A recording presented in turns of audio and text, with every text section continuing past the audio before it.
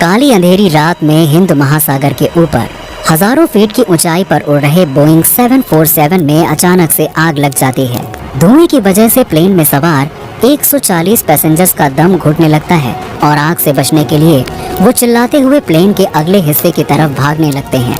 Cockpit में बैठे pilot किसी तरह प्लेन को सागर के बीचों बीच मौजूद एक छोटे से आइलैंड पर पहुंचाने का प्रयास करते हैं, लेकिन वो आइलैंड प्लेन से काफी ज्यादा दूर होता है। अब क्या पायलट प्लेन को उस आइलैंड पर लैंड कराने में कामयाब हो पाते हैं या फिर ये प्लेन हवा में ही जलकर धुआं हो जाता है? ये कहानी है साउथ अफ्रीकन एयरवेज फ्लाइट 295 की, जिसे सुनकर आपके होश उड़ जाएंगे। इसलिए वीडियो को पूरा लास्ट तक जरूर देखिएगा।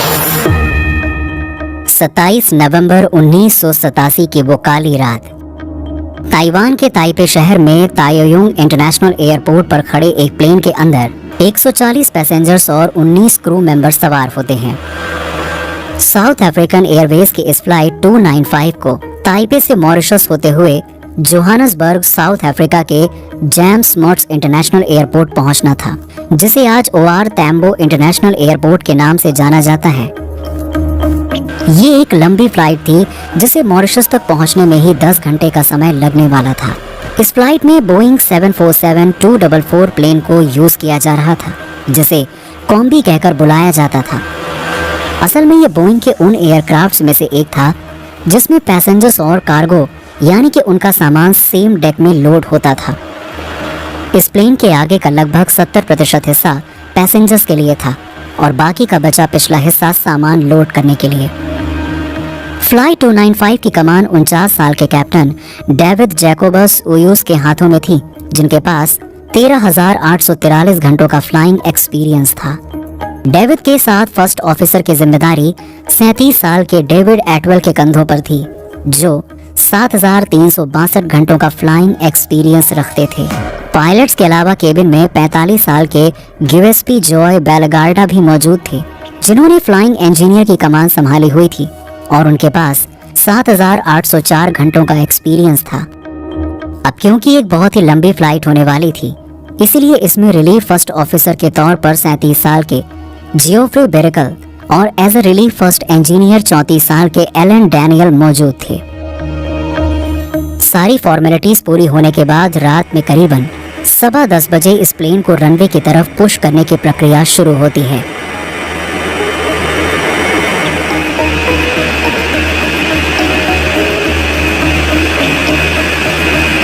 और करीबन 10:25 पर यह प्लेन ताइपे से टेक ऑफ कर जाता है।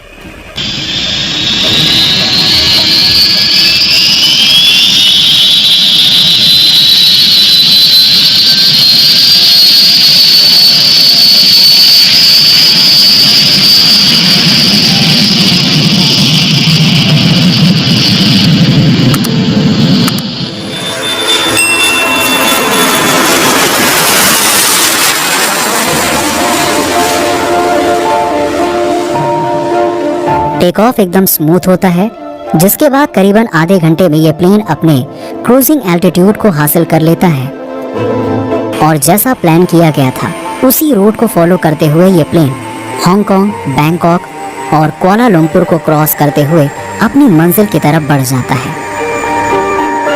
टेक ऑफ के करीबन 90 मिनट के बाद पायलट जोहानसबर्ग में मौजूद साउथ अफ्रीकन एयरवेज के रेडियो स्टेशन जर को रूटीन कॉल करते हैं और उन्हें अपनी पोजीशन व फ्लाइट की कंडीशन के बारे में अपडेट करते हैं। यहाँ तक सब कुछ एकदम परफेक्ट तरीके से होता है और प्लेन में किसी तरह की कोई खराबी या दिक्कत महसूस नहीं होती है। प्लेन में डिनर और ड्रिंक सर्व की जाती हैं और उसके बाद सभी पैसेंजर्स आराम से सो जाते हैं। इसके बाद प्लेन के केबिन क्रू को भी डिनर सर्व किया जाता है और कॉकपिट वॉइस रिकॉर्डर द्वारा रिकॉर्ड किए गए ऑडियो से पता चलता है कि डिनर करने के दौरान ही पायलट्स को पहली बार प्लेन में कोई गड़बड़ महसूस होती है। और ये कोई छोटी मोटी गड़बड़ नहीं थी, बल्कि प्लेन में आग लगने का संकेत था, जिसको सबसे पहले फ्लाइट इंजीनियर गिवेस्पी जॉय बेलगार्डा आइडेंटिफाई करते हैं। वो पायलट्स को बताते हैं कि प्लेन के कार्गो में आग लग गई है, जो पैसेंजर्स केबिन के ठीक पीछे मौजूद है। अब क्योंकि कॉकपिट वॉइस रिकॉर्डर फ्लाइट के सिर्फ आखिरी 30 मिनटों की वॉइस रिकॉर्ड करता है, तो इससे ये साफ पता चलता है कि प्लेन में गड़बड़ होने से पहले फ्लाइट अपने शुरुआती 7.5 घंटे का सफर पूरा कर चुकी थी। और इस बात की पुष्टि पायलट व मॉरिशस के एयर ट्रैफिक कंट्रोलर के बीच हुई बातचीत के वॉइस रिकॉर्ड से भी हो जाती है, क्योंकि पायलट ने प्लेन में आग लगने की बात मॉरिशस के एटीसी को बताई थी, ना कि थाईलैंड या मलेशिया के एटीसी को। मगर सवाल ये उठता है कि पायलट्स ने तो अपना डिनर फ्लाइट टेक ऑफ करने के 1.5 घंटे बाद किया था, और अगर प्लेन में आग उस समय लगी थी तो फिर ये फ्लाइट अपने सफर के आखिरी 30 मिनट तक कैसे पहुंची? क्योंकि किसी प्लेन में अगर आग लग जाए तो उसे फैलने में चंद मिनटों का ही समय लगता है। ऐसे में इस आग लगे हुए प्लेन का 6 घंटे लगातार फ्लाई करना नेक्स्ट टू इम्पॉसिबल था। तो प्लेन में आग कब लगी थी? टेक ऑफ करने के 1.5 घंटे बाद या फिर मॉरिशस पहुंचने से आधा घंटा पहले? ये रहस्य आज तक सुलझ नहीं पाया है। लेकिन हम ये मानकर चलते हैं कि प्लेन में आग मॉरिशस पहुंचने से आधा घंटा पहले ही लगी थी। दोस्तों, हमारे इस वीडियो को बनाने में ट्रेनी पायलट, एडिटर्स और स्क्रिप्ट राइटर्स को बहुत मेहनत और खर्चा करना पड़ता है, जिस कारण रेगुलर वीडियोस बनाना हम लोगों के लिए बहुत मुश्किल होता जा रहा है। आपका और हमारा ऐसे ही साथ बना रहे और हमारा ये छोटा सा चैनल ऐसे ही आपको जानकारी भरे वीडियोस दिखाता रहे, इसीलिए आपसे हाथ जोड़कर रिक्वेस्ट है, प्लीज चैनल को अभी सब्सक्राइब कर लें, और हो सकता है बाद में याद न रहे, इसीलिए प्लीज सब्सक्राइब के बटन को अभी दबा दीजिए, साथ में बेल आइकन को दबा। खैर, चलिए वापस आते हैं अपने वीडियो पर। जैसे ही क्रू को प्लेन में आग लगने के बारे में पता चलता है, वो तुरंत इसे समझने और बुझाने के तरीकों को खोजने लगते हैं। मगर इससे पहले कि वो कोई एक्शन ले पाते, ये आग प्लेन की इलेक्ट्रिकल वायरिंग में फैल जाती है।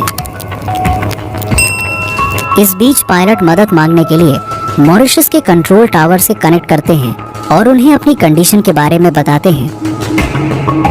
प्लेन के कैप्टन एटीसी को इन्फॉर्म करते हैं कि प्लेन में आग लगने की वजह से वो प्लेन की ऊंचाई को कम करके 14,000 फीट तक लेकर आ रहे हैं। पायलट की बात सुनकर एयर ट्रैफिक कंट्रोलर तुरंत ही फुल इमरजेंसी डिक्लेयर कर देता है। इस समय प्लेन मॉरिशस से 200 मील की दूरी पर होता है। प्लेन के कैप्टन और उनके बाकी साथियों को अच्छे से मालूम होता है कि उन्हें जल्द से जल्द किसी करीबी लोकेशन पर लैंड करना होगा, क्योंकि आमतौर पर जब किसी प्लेन में आग लगती है तो पायलट के पास प्लेन को लैंड कराने के लिए सिर्फ 20 मिनट का समय होता है। और क्योंकि महासागर के ऊपर उड़ रहे इस प्लेन की सबसे नजदीकी लोकेशन मॉरिशस थी, इसीलिए पायलट किसी भी तरह वहां पहुंचने का प्रयास करते हैं।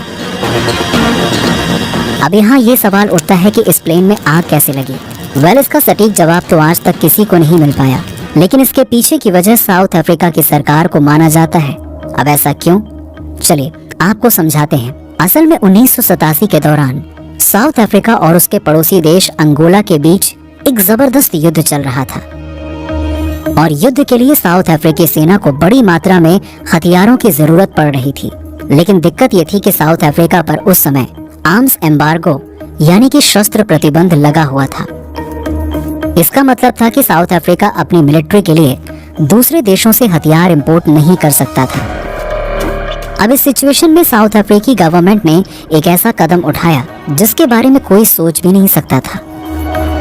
उन्होंने हथियारों के डीलर्स के साथ गैर कानूनी तरीके से कॉन्ट्रैक्ट करके कमर्शियल पैसेंजर एयरक्राफ्ट के जरिए हथियारों को ट्रांसपोर्ट करना शुरू कर दिया।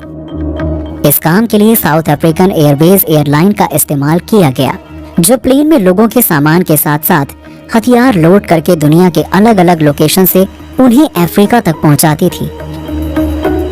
यानी लोगों को पता भी नहीं होता था कि जिस प्लेन में सवार होकर वो जा रहे हैं, उसी में हथियारों को छुपाकर ट्रांसपोर्ट किया जा रहा है। उन हथियारों में मिसाइल, गन्स और कई तरह के हाईली फ्लेमेबल केमिकल्स शामिल होते थे। इस तरह अपने मकसद के लिए गवर्नमेंट सैकड़ों पैसेंजर्स की जिंदगी खतरे में डाल रही थी, क्योंकि इस तरह के हथियारों को कमर्शियल पैसेंजर एयरक्राफ्ट्स में ट्रांसपोर्ट करना बहुत ज्यादा रिस्की माना जाता है। और इस काम में साउथ अफ्रीका सरकार के साथ साथ इस एयरलाइन के कई टॉप ऑफिशियल्स भी शामिल थे। इसी के चलते ऐसा अनुमान लगाया गया कि फ्लाइट 295 में भी इन्हीं हथियारों की वजह से आग लगी होगी।